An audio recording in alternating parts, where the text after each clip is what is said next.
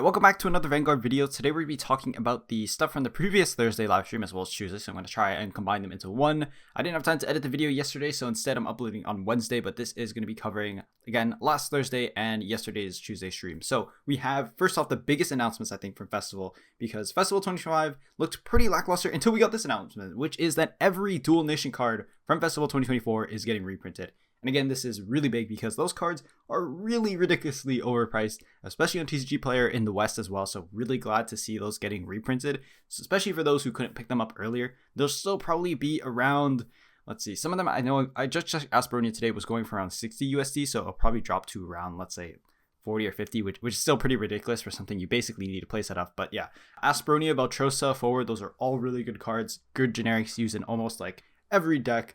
Or at least every meta deck, especially like Aspronia and Levy, Valtrosa, let's say in Res, etc., etc. I guess Caterpillar is kind of becoming more relevant. But anyways, the point is that we have reprints for every Festival 2024 card, which is really big. So definitely pick those up when they get reprinted, or if you're getting a Festival 2025 case. Moving on to the next card, we have Vyrgilla Rewrite form Alfknights, and this is also a triple rare from Festival 2025. And I think this is the biggest upgrade for the Vyrgilla deck, and it does a whole lot. So it's a long, really long textful card. So let's get to it first. So you have Rewrite Act from hand. It's a brand new keyword. If your opponent's Vanguard is grade 3 or greater, you cost bind to Rewrite the Star Vrygillia from your Vanguard circle, and that's the main grade 3 Van you get from the trial deck as well as from set 2.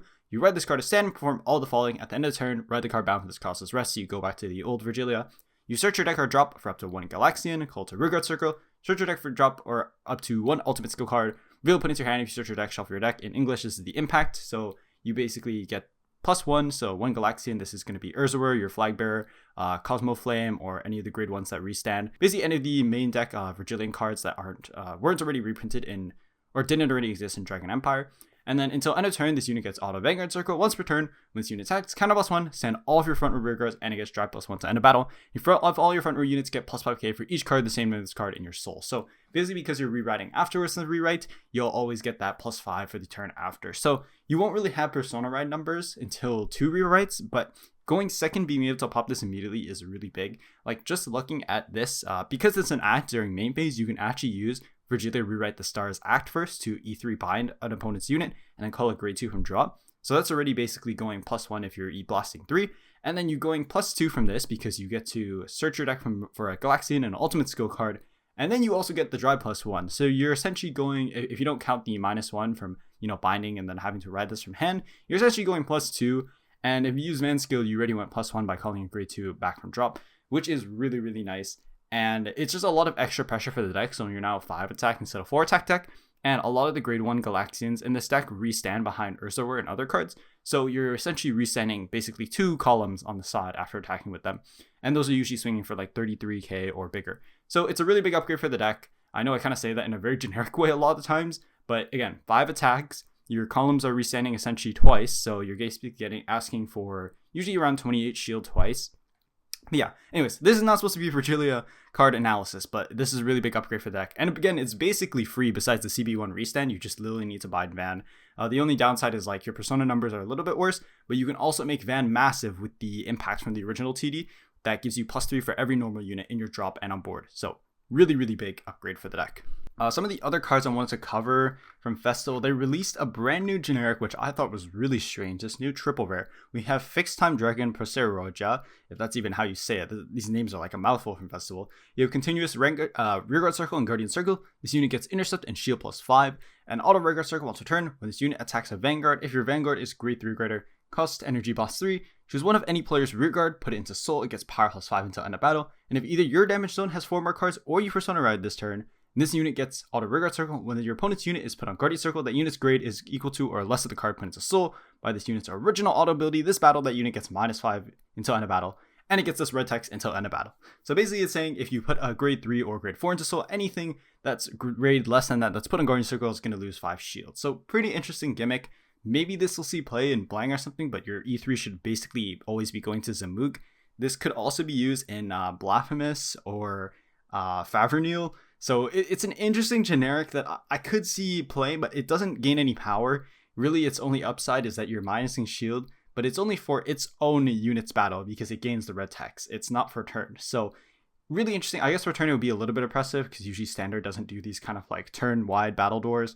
I really like the only guard restrict that I can really think of off the top of my head from Dark States is like Barrow and like Gomon, which is a really, really old guard restrict. But anyways, it's really interesting they're adding something like this. I don't know why this is a triple rare from Festival. So again, it was really good to see that the old Dual Nation Festival cards from 2024 were reprinted.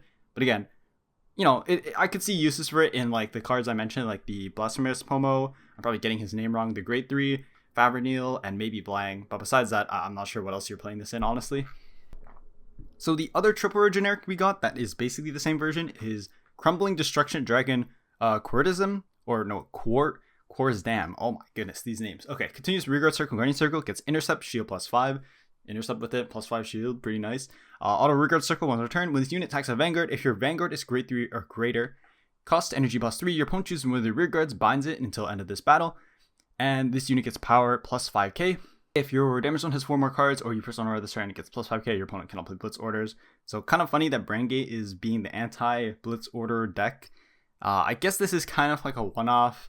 Maybe you could play this in, like, I don't know, Ava to deny it, but this card honestly seems pretty bad. Like, it is generic removal because you just attack, you know, you're on a grade 3 Van, E3. Your opponent does choose, though, you don't, and you just, like, yoink it, and it's gone. But, yeah, so E3 bind is nice, I guess, on a grade 3. I can't really think of, like, a Brandgate grade 3 generic deck off the top of my head that would really want to use this, though, because, like, decks like Rotovisor, I don't know why Rotovisor, probably because of the April-May promo video. Rotovisor is such a thing that came to mind. Wallstra definitely does not have space for this. Impaldio can play Taser and other things. Like, I don't know what deck is really going to be playing this, but, you know, it's an interesting gimmick. Because Bind is a very specific removal that does stop a lot of other stuff in Vanguard. Because a lot of stuff has anti-retire, but, you know, if it has resist, your opponent can't choose it. So, anyways, moving on to the next card, we have the Ace unit for Brandgate, which is Vermel Exordia. And this is probably one of the better Ace units that we got, and I'll also cover the Dark States Ace unit as well from last week. So we have the unique skill from the Ace unit, Auto. When this unit is placed on Rearguard Circle, other than during the battle phase, this unit gets +5 until end of turn.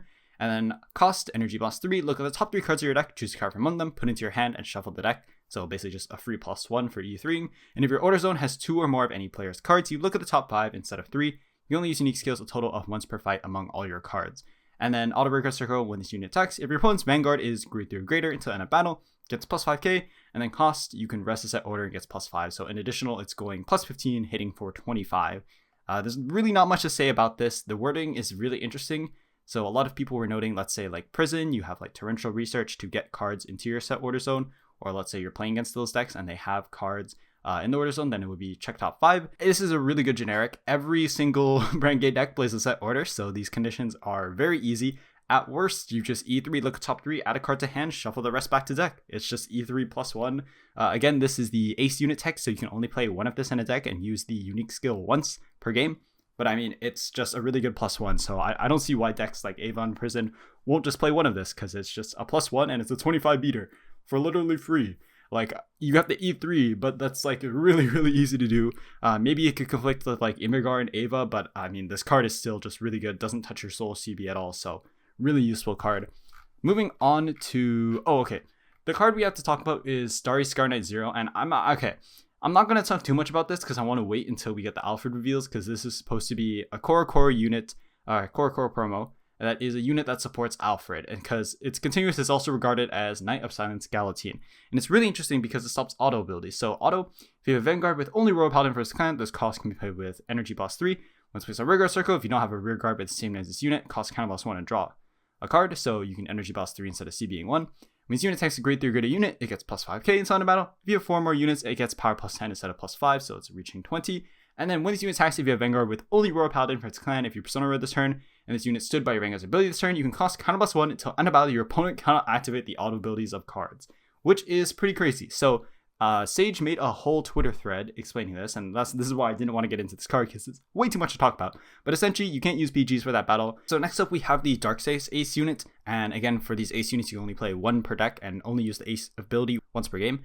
You have the unique skill of Auto. When this unit is placed on Rearguard Circle, except during the battle phase, it gets +5k, and then costs energy +3. Look at the top 7 cards of your deck, put 1 into your soul and shuffle your deck, then choose a card from your soul with grade less than or equal to your Vanguard and call to your Rearguard Circle. Very good toolboxy deck for literally supports every Dark States deck. Very generic, very easy to use.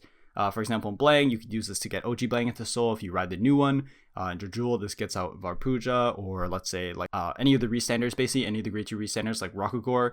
You also have like, this could be really nice in Chaos because you just fuel your +1 Soul. And again, Chaos you're already playing 1-ups, so this is really nice. But anyways, those are just the Dark States decks that come to mind. And then of course the auto is like very straightforward, easy to use. If your opponent's Vanguard is grade 3 or greater during the battle, +5, then you have 5 more cards in your Soul, or you Soul Blast a total of 3 or more this turn, additional +5. So like easiest condition of all time for Dark States. So again, basically the pattern of 25 beaters and the basically just +1 off the once per game skill. For the Dragon Empire one, which I never actually covered, it basically just draws 1 and kills something on a circle because it doesn't target the unit at all and basically nullifies their abilities, except for the blast token because it says no. So the last thing I want to talk about from the previous Thursday live stream is the May-June JP promos, as well as expected for English August-September because of the month gap. So these are basically the monthly promos that we're expecting English for August-September. So I want to go over them. I don't want to talk about too much in case I do want to make like a separate video for this when it comes to English. But we have the reprints of Dragorez, Galactic base Aegis, which is the original B hero base, and Knight of Pearson Cadwalla. So nice to get those reprints. The Dragorez is mostly for the Youthquake. The Skyride Volume 3 promo, which is the Overlord support. Hopefully we'll get that in around fall-ish because we know that the second Skyride is coming around in July. We are getting the Stoicheia Ace unit revealed tomorrow, as well as the Alfred. So I'll get that get that edited and make a video for that probably around Tuesday or sometime next week. And then also try to get the April-May monthly promo video edited and done this week. But yeah, thank you so much for watching. Let me know what you think of these new cards, because like they're honestly a lot more crazy than I thought it was. Or maybe I'm just hyped seeing. Anyways, thank you.